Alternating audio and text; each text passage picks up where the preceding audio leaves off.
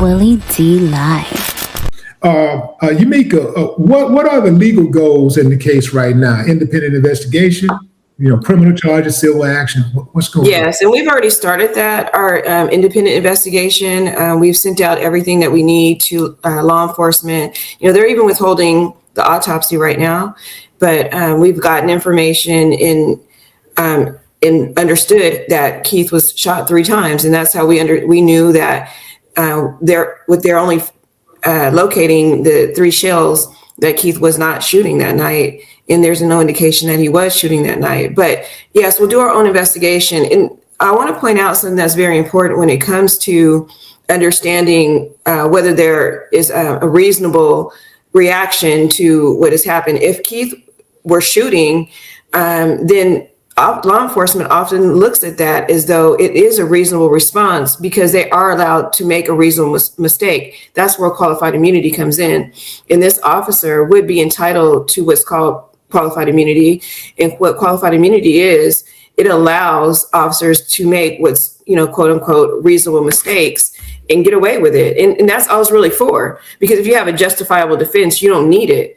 If he really was shooting at him, then you don't need qualified immunity. You only need a qualified immunity where there's no excuse for your behavior and you have clearly violated somebody's constitutional rights. Then you need qualified immunity to say, okay, yeah, we did it. We violated somebody's constitutional rights. We were wrong, but give us qualified police immunity. That's part of, Trump's 2025 agenda, or Project 2025 agenda was police immunity. And this falls in line with that because they are essentially giving these federal agents immunity for all that they've done. We saw that with Renee Good and her death and how they immediately start spinning the narrative to support immunity, amnesty, like Mr. Porter just was mentioned. That's the same with Alex Preddy. That same spin and narrative. He was killed a few days after Renee Good. But one of the things that I think that's positive that comes out of this is the public was able to see that narrative that was spinned throughout the administration saying that Renee Good was a domestic terrorist. And then we saw the video as a public and we knew that was not the truth.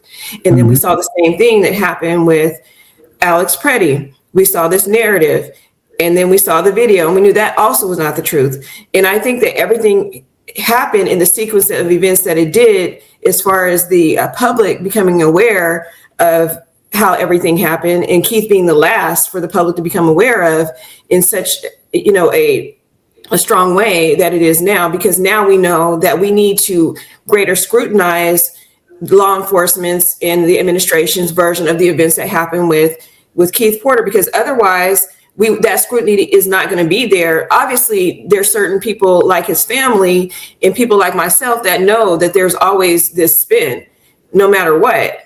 And so we scrutinize from the onset, but other people, just the general public, they don't do that. They say, oh, well, he was shooting, he deserved it, or I understand where the officer's coming from. But the reality is that now we know that this administration does not tell the truth. And so it does cause others to place greater scrutiny on what happened with Keith Jr. in this particular situation. And we do understand that there actually was not any video, but there was audio of the incident that happened. And there were ear witnesses that actually heard only 3 shots go off, and it was captured on audio. So we may not have the video, but that audio is going to speak volumes when it does come out to the public. Yeah, that's good. Absolutely. Who's holding on to it? Is it the DA?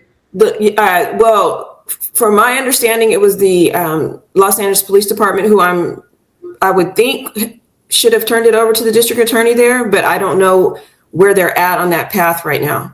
Yeah. So you was talking about the administration not telling the truth. Just for the record, none of the administrations has told the truth in the history of the United States of America. So I just wanted to put that out there real quickly. Yeah, I mean, we always have Maxine Waters told the truth about the CIA. There's but Maxine Waters is a congresswoman, a soldier, a real soldier, an independent soldier operating within the complexities of this monster that we call a government. You know what I mean? Like, she's different. She's a total different animal, you know. Yes. I don't like to call Maxine an animal, but y'all, you get what I'm talking about. Maxine is a soldier for real. Love her to death.